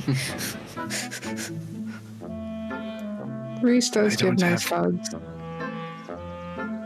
I don't have cure wounds for mental, but they're there.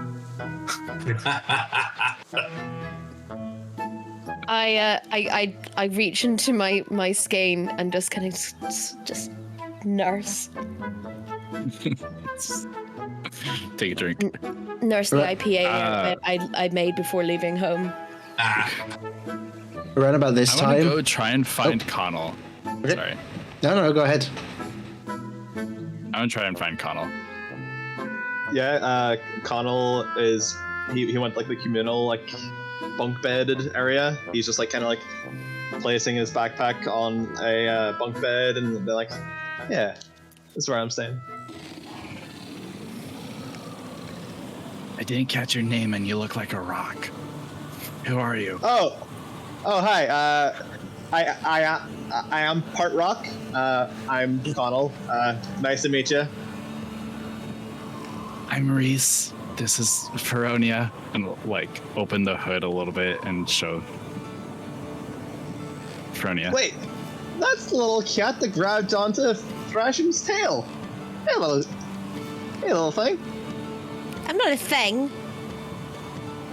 Hey, You're more of one. a thing than I am. That is true. That is very true. So, what? What's wrong with my head? And he's like touching like, are they all still there? It's a bit pointy, isn't it? A bit excessive. Yeah. It's kind of cool though. Sometimes when I was on my journey to Morrowind, I would have never left my hometown, but like whenever I left, like loads of like little small critters would have like taken refuge in my. I just don't notice, like, and they kind of like knocks the stalactites, like, yeah, I don't feel them. Oh. So is it like that permanently, or can you change your well, it's not hair, your rock style? He just like peels them all off, and he's got like a mohawk. It's kind of been like this, and he's like making sure like he's got every single one that he's always known. He's like, yeah, they're all kind of there. They're all there. So, what brings two cats on a big boat like this? Well, technically there's 3, I suppose. Yeah. I don't know about the third one. He looks fun, though. I was just kind of ushered. It does look fun. Oh, so are you guys looking to do some fighting against the... You're shaking your head. No. That means no, right? No, Well, I pull out my flute. Oh, you play? I'm just here for entertainment. Connell sees you whip out the flute, and he's like, oh, you play? I'm just here for entertainment. I have dabbled a little bit here and there. But 1 sec, and like Connell goes to his backpack, and he pulls out like a little... It's like a flat hand drum, but he pulls out like a little like wooden stick. It's like, I do a little bit of jamming myself. Where I'm from, this is called a boron, and basically you hold it like this, and you just kind of go, and he starts just going. Frank will poke her head in the door at the sound of drums and go to join the 3 of them. I'm very, very tempted to go and get mine, which is at the other side of the room. I have one. You have one? Yeah, of course I do. Pat, you have to show the audience. Yeah. Oh, it is. Hang on. You guys keep role playing. Let me go find it. So, Reese will play a little flute, and he'll do like a slide up this scale, and you'll see like a shower of sparks, kind of like miniature fireworks right in front of your face as he casts prestidigitation with that. Hey. That Exactly is what that. we're looking at. Hey, I love a bodhran. I love the bodhran. So essentially, like he sees like your like foot like done it like little fireworks, and he's just like, whoa. And he's looking at his boron, and he's just like, nah. How are you doing that, dude? That's psychedelic. Yo. DM, Yes. can I, I've been drinking a fair bit. Mm-hmm. How sober is Rhódania? Make a Constitution saving throw for me. A lot of con checks. Oh dear. Oh no. Well, I rolled a 2. Okay. In that case, I feel like, everyone seems to be having a lot of fun with their musical instruments. They do. I just kind of, I'm You've just got a there bit of like parent. You've got a bit of a tingling in your hands. Yeah, I'm Your just gloves. like, As all of this is going on and as different things like begin happening, you hear like through the wall from the next cabin, it sounds like Bob has like sort of started singing. Just quietly along with whatever's happening there. Frank good will is be this? swaying to the beat. I'm kind of rummaging in my bag right now. I'm just like, where is it? Just kind of almost falling off Reese's shoulder. I'm just like, yeah, I brought it with me. And then she kind of pulls out of her bag. Doesn't even know how this managed to fit in the bag. But what first comes out almost looks like a massive, like, bulbous thing, but it's not until she actually fully pulls it out of the bag that there's some what looks like little pipes attached to it. Huh. Now, at this point, as soon as she's holding these, I don't know, I can't remember what, like, she's kind of looks up, I don't know, like, what everyone else calls these, but pipey bags are kind of a good name. And, like, her hands are, like, literally, like, vibrating right now as she's holding these, like, pipey bags. Yeah. Pipey bags are great. Yeah, oh God, I don't even know if I should do this. She's kind of giggling to herself. It's like, you know what? I'm going to do it. I've had it. Like, she takes a little wee swig. So you have the Rock penny boy. whistle and the drum. Rock boy, give us a beat. 1, 2, 3, and he starts to And just as like the beats just starting to get on, yeah, she puts the pipe to her lips and gives it a good old squeeze. All right, go ahead and make me a bagpipes check at disadvantage because you failed your con save to see how drunk you were. Oh, no. Drunken bagpipe. Absolutely. Okay, so that's a 4. A new band name. So, 5. so So 4. as Rhódania begins to play, you're expecting, well, you know, there's been some good musicianship so far shown. You're expecting quite the performance for this little furry friend, and then it starts.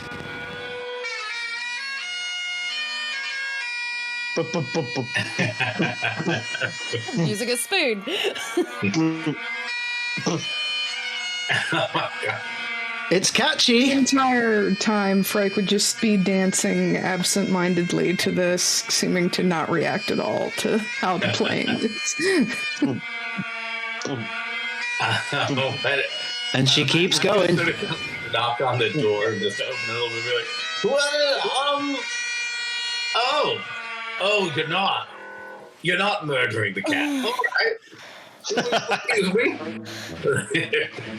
No. Was it good? No cats are being murdered. Oh, that's good. That's lovely.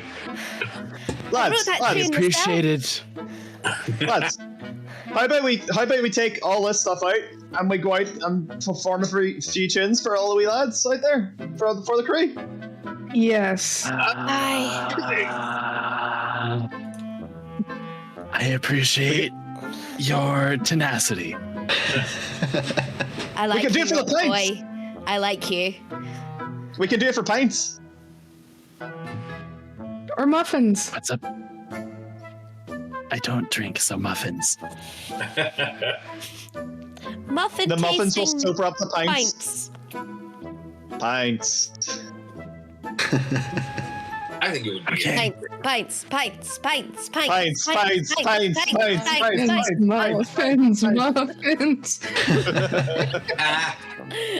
I guess Reese will pull out his flute again, this like 2.5 foot long bone flute that's played straight down, and just kind of like the Pied Piper kind of leading them out. All right. So you all make your way. Go ahead. Yeah. Yeah, sorry. Connell walks to the door, like laying like a beat, and he like kicks the door a bit, like, and he like kind of like skips to like one of like the cannons or like one of like the barrels like next to the cannon, and he sits on it. And he's like, and he's like stomping his foot, getting ready for everyone else to come out. So yeah, a small crowd gathers on the deck of the ship as this makeshift band appears to come out. We've got a drummer, a flute player, a pipey bag player. We have a dancer and potentially a singer as well. And as you all come outside, let's get a group performance check. So everyone just make a straight performance check for me. Can we try something? Can we try something Natural first? 20. Okay. See if we get if we can improve our check. Say that again. Sorry. Can we try something first and see if it will improve our check? By all means. There's meaning to see how well we perform. Actually performing. Okay. I mean, we've already got a nat 20, so. Oh, Well, there you go. Perfect. Is that the first nat 20 of the game? I got one believe. earlier. Oh, yeah, that's right. Yeah, Okay. I got Yeah. 14. Okay. 14. I also got a 14. Okay. Oh, Lord. All right. I feel like this is very much going with my a 6. A 6. Okay. All right. I got an 18. An 18. Okay. So I will admit I don't have a sound prepared for this band, which has formed. If you want, if you've got a minute. I can give you. I'll give you the positive bagpipes sound instead. Yeah. Let's have a look. Oh dear.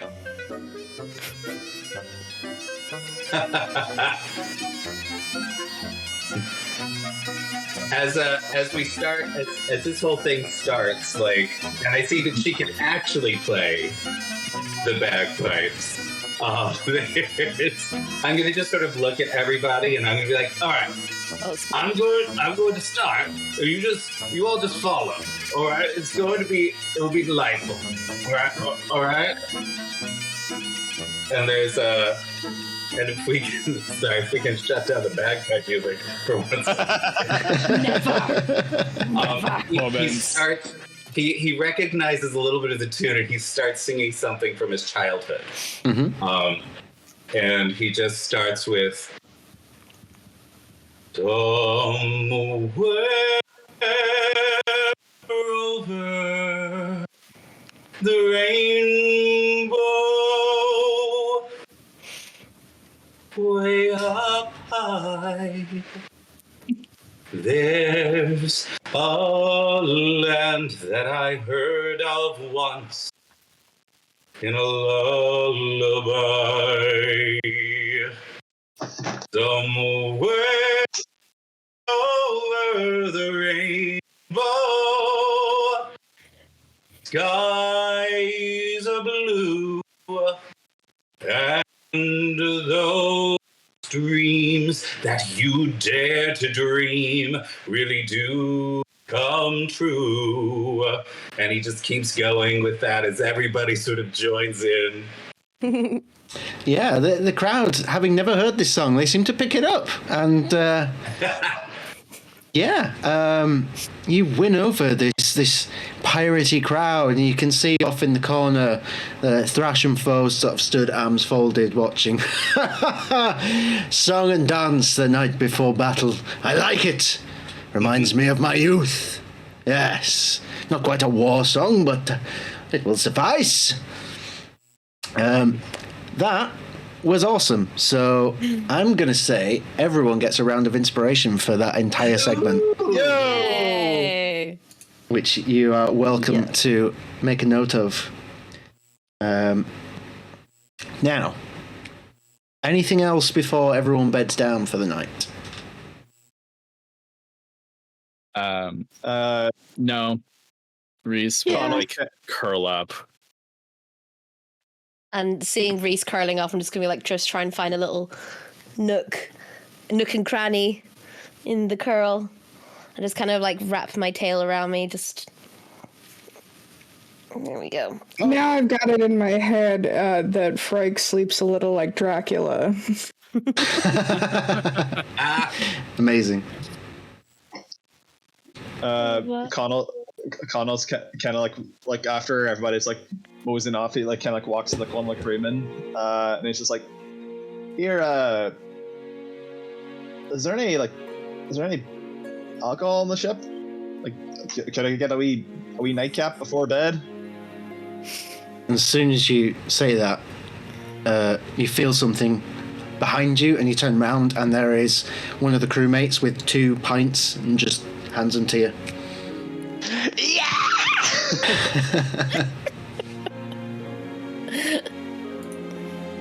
Like, oh, you never seen anybody play the drums like that? That's pretty fucking good. It's like, it's like you've got your own genre of music. It's like, I guess you call it rock, maybe. That's all I know. I live by the rock. and or roll. Rock and roll, that's cool. Rock and I should roll. really pick that up. Yeah.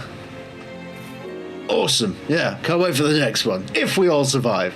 And he walks off.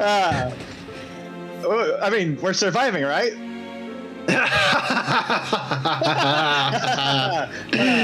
And he walks off.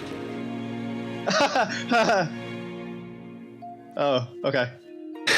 And I, like, Connell just kind of like sits by like the port side of the ship and just pinting away. Awesome. Anything else from anybody else? One thing I'm definitely going to say is I think Connell and Rhódania are just going to get on really well. Especially because you like the alcohol. I know how to make the alcohol. Since we have players fond of alcohol, I will make you aware. A rule that was set in the first campaign we ever run. Lesser restoration can cure drunkenness in Rhódania. So, Well, here we go. good to keep that in mind. That's it. All right, so as the night winds down, one by one, you all sing and play and eventually find rest in the various quarters available to you. As the Discourteous Rose continues on into the clouds, if any of you look out of any of the windows or anything in the night sky, you do see amongst the darkness on the far horizon a large silhouette that's shaped like a giant tree. It looks impossibly big even on the horizon, but that is indeed your destination, where we shall journey to following the events of tonight's session. But before we wrap up, something I like to often do, let's have a little bit of an end credits scene, shall we? Something that the players and the audience can enjoy, but the characters have no idea about. Nick Fury when I walk out. Yes. Pretty much. Right, everyone's gone, yeah? Right, okay, post-credits. So,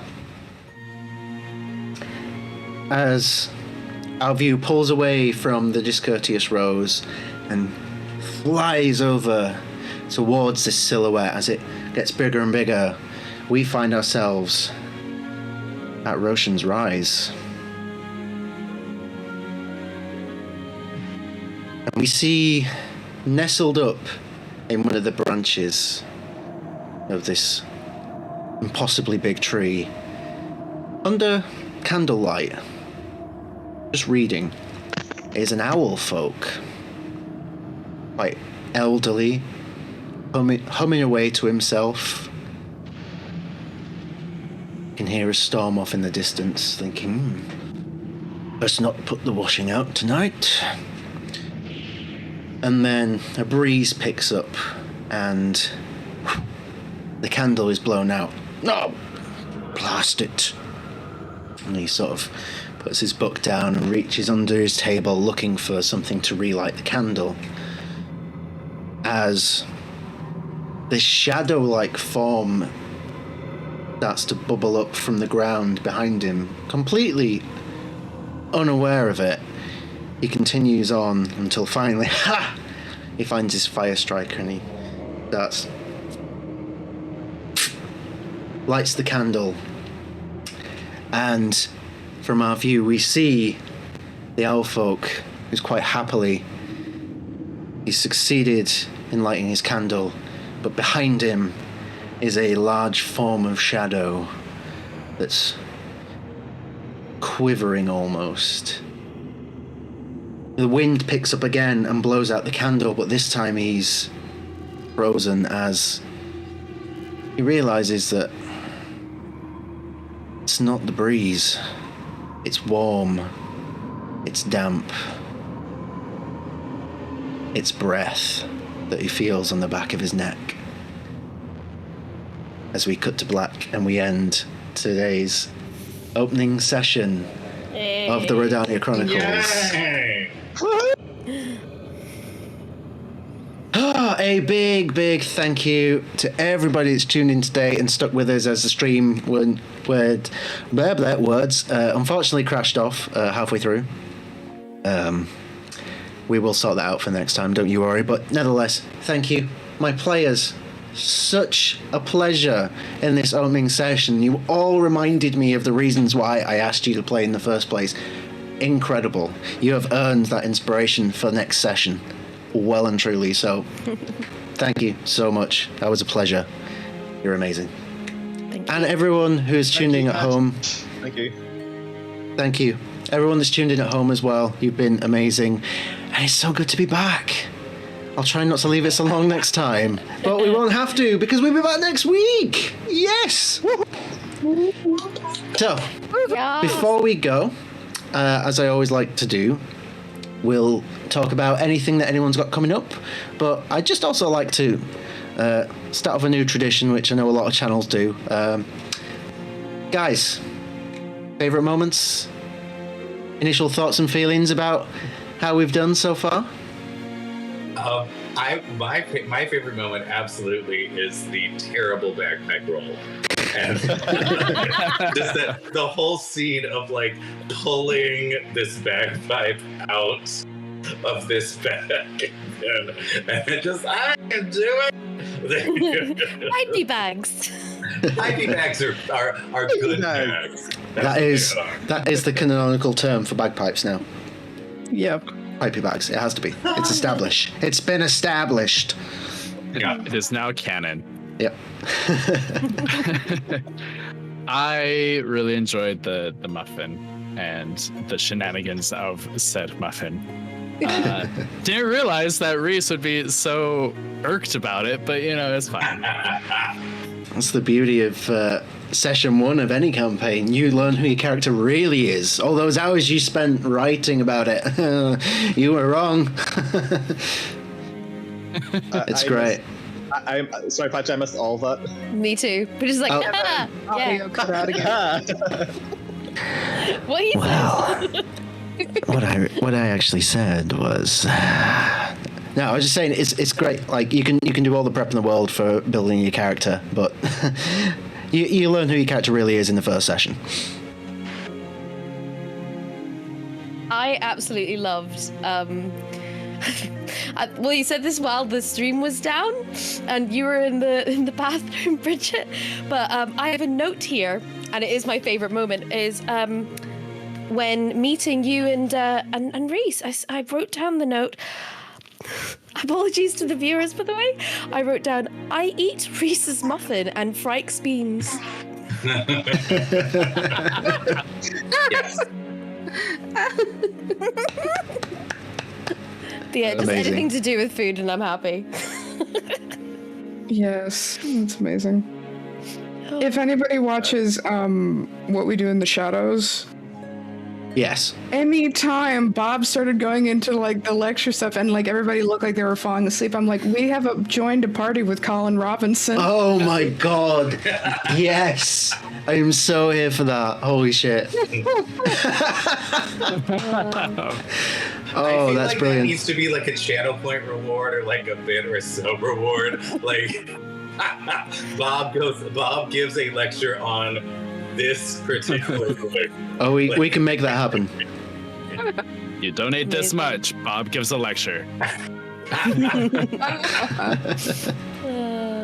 I really vibed with the whole muffin debacle and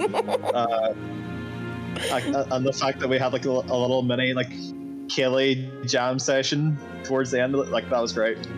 Oh, everybody has a component, and I'm fully on board for Reese and the Muffin Man as Reese and the Muffin Man.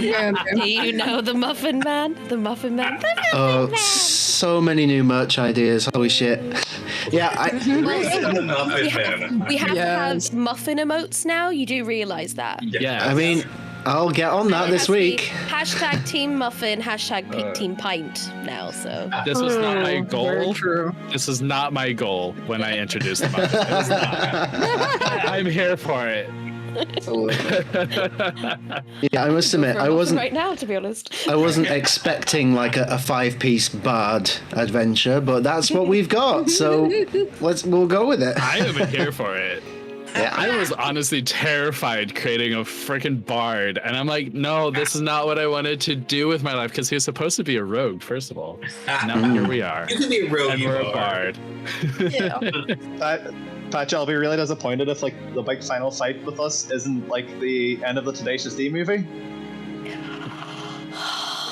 Or I will make it's a that, note. But also, it's going to be like in Guitar Hero.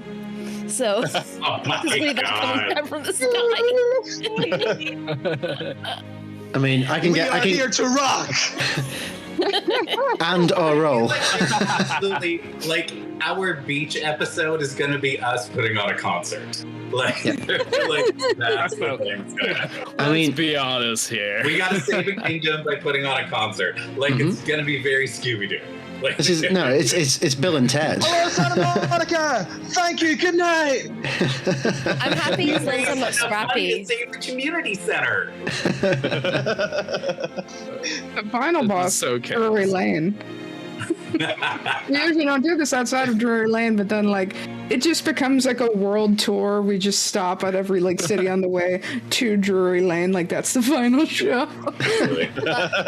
But we all know that if we are doing that, the underlying quest is Reese and Feronia getting the muffins in every place we go to.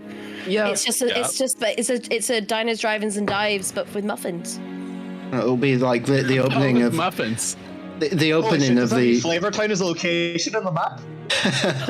Right. There's only one way to find out. I feel like Feronia at one point in their life like tasted a muffin that an actual god had created and just sort of left out on the prime material plane accidentally, and just has been searching for that muffin for the rest of her life. We could work that in. And that's all she's been doing in the middle of the woods is trying to like create the best muffin. But she's like that. If anyone plays Breath of the Wild, you know that the chick that's like literally making cooking things out of rubbish. That's Feronia. Incredible. Muffins. It's gonna work eventually. Look at that. I think for me, it's difficult to pick out like a highlight, just because like I think, you know, those of you that have DM'd will know this, but like one of the most enjoyable experiences for any DM in their sessions is just being able to sit back for 20 minutes as your group just tells a story all on its own. Like I prepare all the stuff and I over prepare, but it's so nice just to be able to sit back and watch a group like you just hammer away with RP, and it's like exactly why I brought you guys in. So that's a big win for me. Told you I was Bring the heavy chaos. RP. That's what I want. Chaos crew. Yeah. Chaos crew. Bring it on. Bring on the chaos. Yeah, screw it. Now it's more muffins. Oh, I have so many merch ideas. Yep. All right, guys, we're gonna wrap things up now. I think it's been an absolute pleasure, and we'll see you next week. Does anyone have any projects they want to give a little shout out for coming up? This is the time. I will say the Moonkeep is getting merch in the next month or so stay tuned if you would like Moonkeep merch. If you are here for Wyatt and the Moonkeep and Felix and Varen, so stick around for that. But that is the only thing I have coming up. I have seen the designs, and I want all of them. I know, like, there's a couple of things. Like, one is over on Planar to Allies, we are experimenting with a whole bunch of new and innovative techniques. And on our Tuesday game, we are actually running 2 full parties, a party of villains and a party of heroes, at the same time, doing like actual like live scene switches on camera so that you can actually see like what the villains are plotting and what the heroes are walking into, and then watch them walk into it. So very excited about stuff like that. And then of course the Magnificent Mythologies are the Fig's big project right now, creating all kinds of fabulous one-shot adventures based on BIPOC creators' stories from non-European cultures. So if you'd like to go and check those out, you can find them over on Drive-Thru RPG under Magnificent Mythologies. And so go support some BIPOC creators and purchase a fabulous one-shot adventure, or all of them. All right. Amazing. Yeah, go do all of that. Anything else from anyone, or are we good? I just YouTube stream. Come over, say hi to YouTube and my streams. Yeah, do it. It's a fun time. I have no merch or anything anytime soon. I'm too much of a procrastinator. Never say never. No, my streams are a fun time. You should all get in there. Okay. Feel free to look at the animations I made of Connell on his journey to the festival. I don't know if I'll make any more, but we'll see. It's so cute. Not gonna lie. Are you saying there's looking been forward no and hoping. inspirational moments from this episode? I mean, I've definitely like 3 things I want to draw from like this campaign. I want to draw like 2 cats hissing over like a muffin. I want to draw basically, you know, like GIF of the lady and there's like all the math around her. Yeah. I want to draw that, but it's Bob. Absolutely. If you want a little hint on that one, he like everything he does has to do with like astronomy and the different planets and things like that. So absolutely, 100% there. Love it. Yeah, I've got ideas. Amazing. So I'm excited for it. Oh yeah, 100%. Okay. So, thanks again, guys. We'll go a raiding. We'll spread some love. We got a yes. I will take Kyle's suggestion. And we'll go over that. So, thank you all, guys. You've been amazing. And we'll see you next week on the Rhódania Chronicles. Much love. Don't forget to be kind. And we'll see you next week. See you later. Bye. Love you. Bye. See you later.